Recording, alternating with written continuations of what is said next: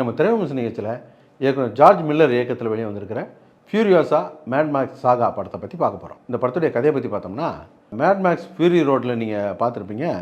ஒரு முக்கியமான கேரக்டரு அந்த ஃபியூரியோசா.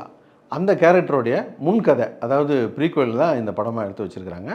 ஃபியூரியோசா சின்ன வயசில் அவங்க அம்மா அப்பா கூட இருக்கும்போது அவங்க வசிக்கிற பகுதி மட்டும் ஒரு நல்ல பாலைவன சோலை மாதிரி இருக்கும். மற்ற பகுதியெல்லாம் வறட்சியாக இருக்கும். அந்த கதையில் உங்களுக்கு தெரியும்.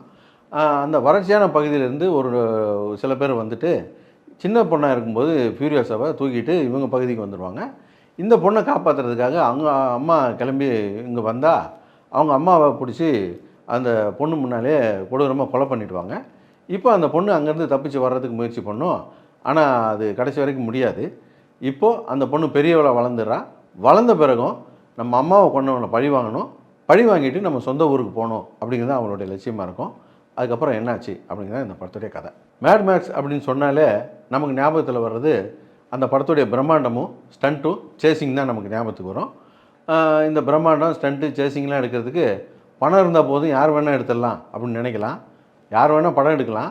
ஆனால் இந்த மாதிரி படம் எடுக்கணும்னா அதுக்கு ரொம்ப ஒரு உழைப்பு வேணும். அதை இந்த படத்தில் நீங்கள் பார்க்கலாம். அந்தளவுக்கு பிரமாதமாக இந்த படத்தில் வரக்கூடிய ஸ்டண்ட்டும் சேசிங்கும் பண்ணியிருக்கிறாங்க.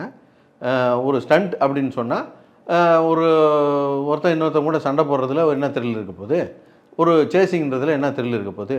ஒவ்வொரு ஃப்ரேம்லேயுமே ஒரு புது விஷயம் இருக்கும், ஒரு ட்ரிக் இருக்கும். அதுதான் இந்த படத்தை நம்மளை ரசித்து பார்க்க வச்சுது. பிரம்மாண்டம்னா ஜிகினா வேலை காட்டி பிரம்மாண்டம் பண்ணுறதில்ல. இது உலகம் அழிஞ்சதுக்கப்புறம் இருக்கிற மிச்ச மீதி மக்களை வச்சு எடுத்த ஒரு கதையாக இந்த படத்தை பண்ணியிருப்பாங்க.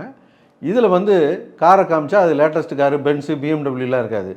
எல்லாமே அழிஞ்சு போய் கடைசியாக இருக்கிற மிச்ச மீதி இரும்பு எடுத்து வச்சு ஒரு துருப்பிடிச்ச ஒரு காரை செஞ்சால் எப்படி இருக்கும், ஒரு பைக்கை செஞ்சால் எப்படி இருக்கும், அதை ஒரு கற்பனையாக வடிவமைச்சிருக்க விதம் எக்ஸ்ட்ராடினரியாக இருக்கும்.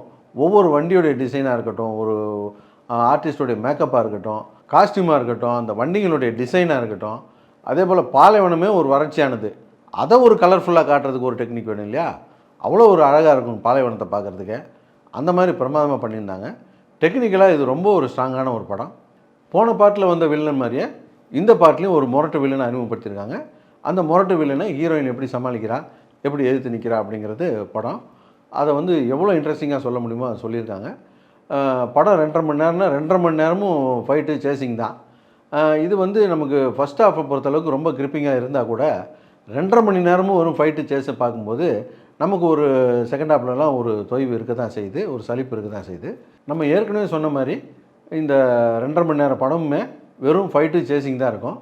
வெறும் ஃபைட்டிங் சேசிங் வச்சுக்கிட்டு 2.5 மணி நேரம் படத்தை உட்கார வச்சு பார்க்க வச்சிட முடியுமா ஆடியன்ஸை? அதுக்குள்ளே என்ன உழைப்பு போட்டிருக்காங்க அப்படிங்கிறத நீங்கள் பாருங்கள். ஒரு நல்ல ஐமேக்ஸ் மாதிரி தேட்டரையோ அல்லது ஒரு நல்ல சவுண்ட் லைட் உள்ள தேட்டரையோ இந்த படத்தை பார்த்தீங்கன்னா எவ்வளோ பணம் இருந்தாலும் இப்படியான ஒரு படத்தை எடுக்க முடியாதுன்னு தான் நீங்களும் சொல்லுவீங்க.